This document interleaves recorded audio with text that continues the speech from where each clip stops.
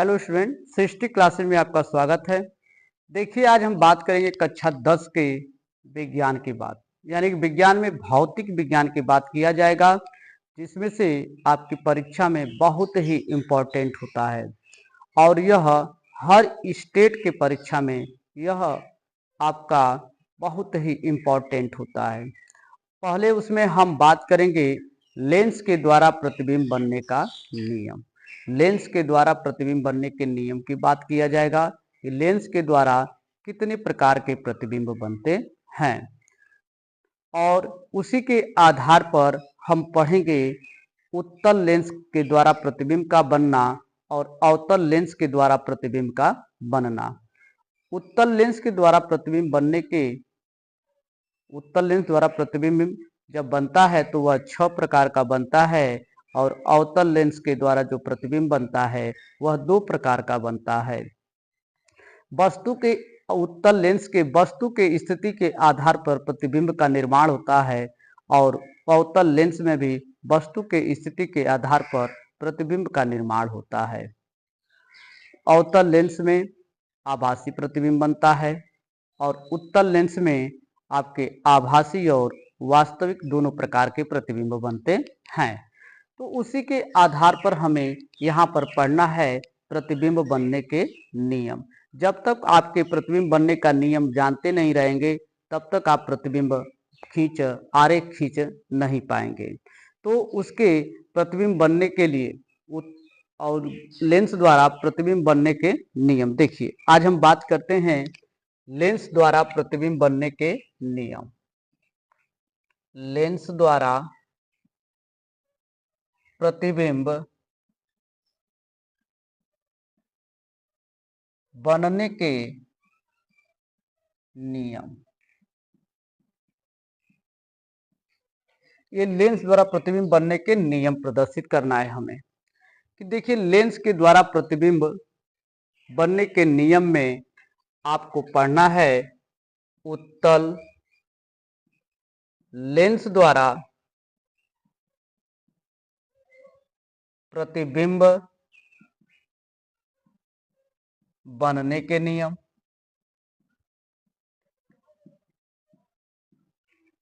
पहला हो जाएगा। दूसरा हो जाएगा अवतल लेंस द्वारा प्रतिबिंब बनने के नियम।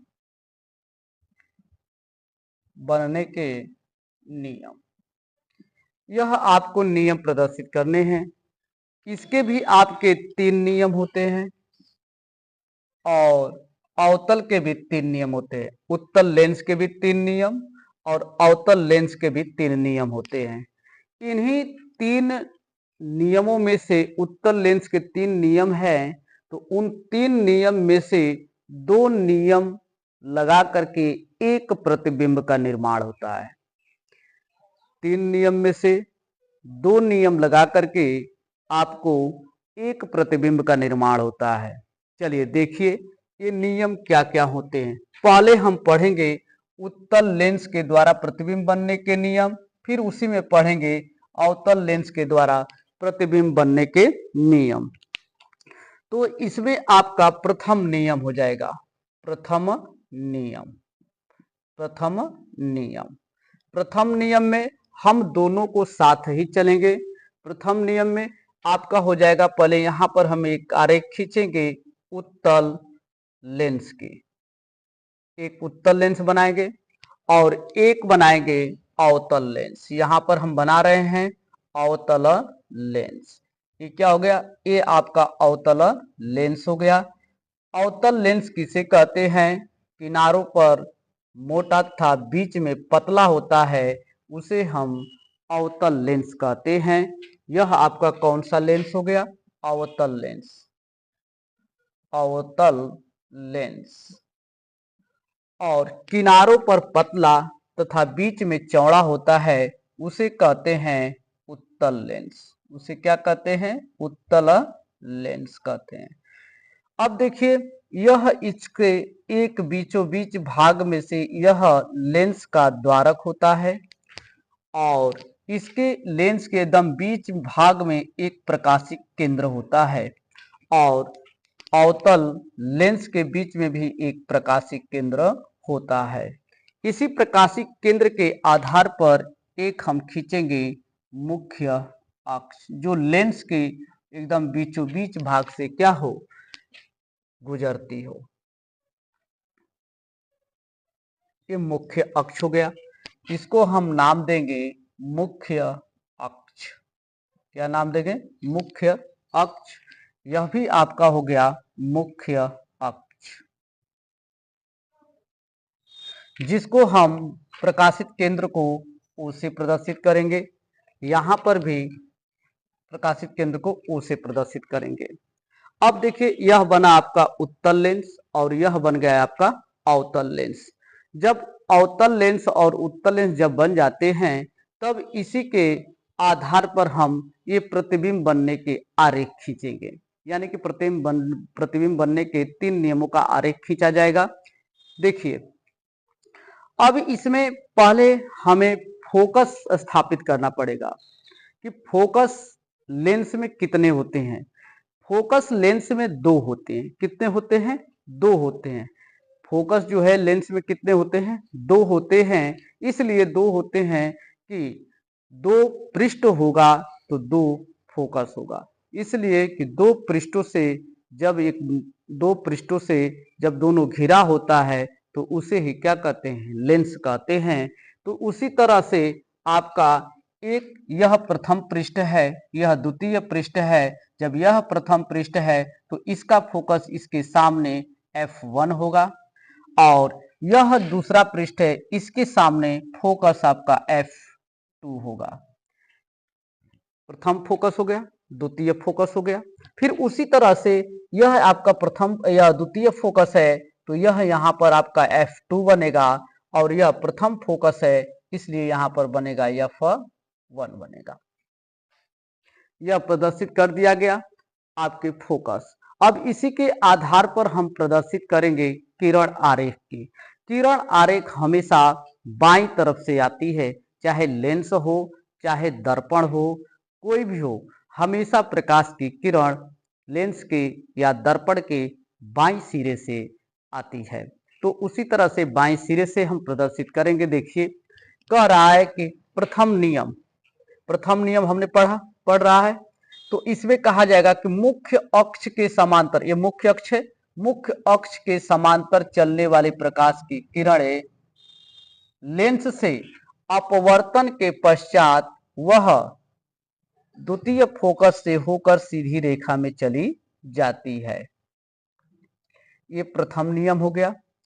अब प्रथम नियम तो हो गया ये।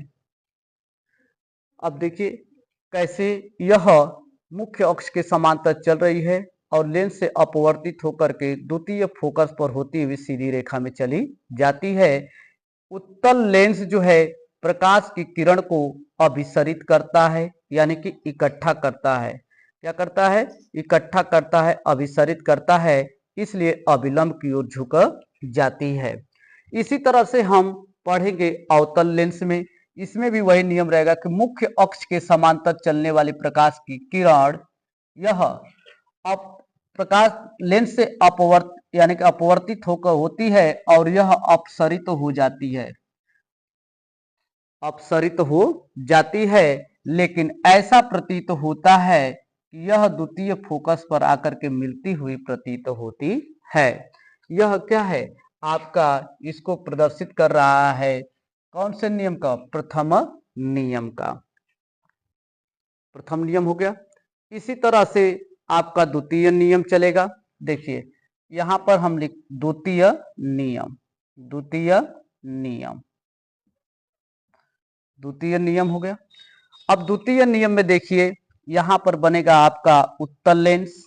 तो थोड़ा सा छोटा छोटा बना दे रहे हैं। उत्तल लेंस यह आपका हो जाएगा मुख्य अक्ष। उसी तरह से यहां पर हो जाएगा F1 और यहां पर हो जाएगा आपका F2 हो जाएगा। फिर यहां पर बनेगा आपका, यहां मत बनाइए, इसी में बनाइए, ठीक है। अब देखिए, यह कह रहा है कि द्वितीय नियम। अब प्रथम नियम हो गया। अब बात करेंगे हम द्वितीय नियम की। द्वितीय नियम कह रहा है कि F1 से प्रकाश की किरण आती है और लेंस से अपवर्तित होकर वह मुख्य अक्ष के समांतर हो जाती है। यह प्रकाश की किरण आ रही है और F1 से होकर जाती है और लेंस के तल पर पड़ती है और वहीं से यह मुख्य अक्ष के समांतर हो जाती है। यह क्या कर रहा है? द्वितीय नियम हो गया। फिर इसी तरह से आपका इसमें भी कहेगा, देखिए क्या कह रहा है कि प्रकाश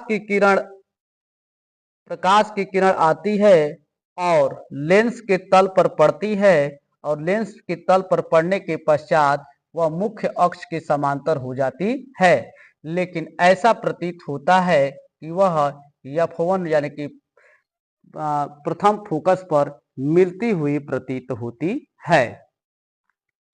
द्वितीय नियम हो गया। अब इसी तरह से हम बात करेंगे तृतीय नियम की। किसकी बात करेंगे? तृतीय नियम की। तृतीय नियम देखिए, तृतीय नियम में क्या कह रहा है? आपका एक हम बनाएंगे यहीं पर लेंस, और वह किस प्रकार का लेंस होना चाहिए? उत्तल लेंस होना चाहिए। और इस पर एक खींचा गया मुख्य अक्ष, इसी पर दर्शाया गया एक F1, ये प्रकाशित केंद्र O, और यहीं पर दर्शा दिया गया F2। इसी तरह से एक हम बनाएंगे अवतल लेंस। क्या बनाएंगे? अवतल लेंस। अवतल लेंस बन जाएगा तो उस पर भी एक हम खींचेंगे मुख्य अक्ष, इसका भी होगा एक प्रकाशित सिरा O, और यहाँ पर हो जाएगा F2 और यहाँ पर हो जाएगा आपका F1। ये तृतीय नियम की बात कर रहे हैं। कहता है कि आने वाले प्रकाश की किरण प्रकाशित केंद्र से बिना विचलित हुए सीधी रेखा में चली जाती है। वही होता है आपका क्या? प्रकाशिक तिर्यक रेखा, जिसको कहते हैं तृतीय नियम, जो प्रकाशित केंद्र से बिना विचलित हुए सीधी रेखा में चली जाती है। उसी तरह से अवतल में भी है कि प्रकाश की किरण आती है, लेंस में अपवर्तित होकर बिना विचलित हुए प्रकाशित केंद्र से होकर सीधी रेखा में चली जाती है। यह है आपका तृतीय नियम। इन्हीं तीन नियमों को मिलाकर के एक जो है प्रतिबिंब खींचा जाएगा। आपके प्रथम नियम, मुख्य अक्ष के समांतर जाने वाली प्रकाश की किरण यह F2 से होकर सीधी रेखा में चली जाती है। फिर उसी तरह से इसमें भी रहेगा, प्रथम फोकस यानी कि मुख्य फोकस से होकर आने वाली प्रकाश की किरण अपसरित हो जाती है तथा ऐसा प्रतीत होता है कि प्रकाश की किरण F2 पर मिलती हुई प्रतीत होती है। फिर इसी तरह से हम द्वितीय नियम की बात किए थे कि F1 से होकर आने वाली प्रकाश की किरण तल से पर पड़ती है और तल से पड़ने के पश्चात वह मुख्य अक्ष के समांतर हो जाती है। फिर यहाँ पर भी है, प्रकाश की किरण आती है और अवतल लेंस के तल पर पड़ती है, पड़ने के पश्चात वह क्या होती है? मुख्य अक्ष के समांतर हो जाती है। जब समांतर हो जाती है तो यहीं से ऐसा प्रतीत होता है कि प्रकाश की किरण F1 पर मिलती हुई प्रतीत होती है।